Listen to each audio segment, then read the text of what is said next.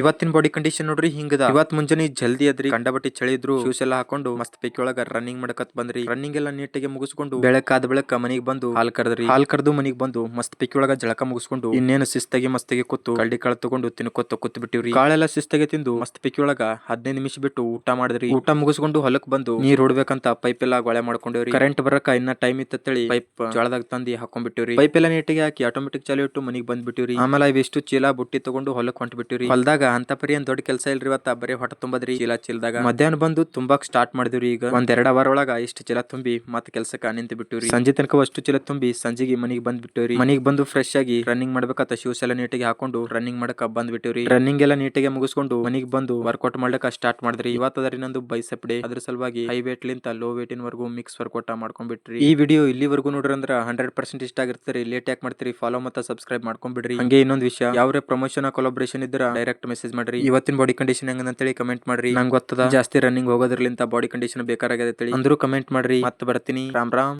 Jai Shriram.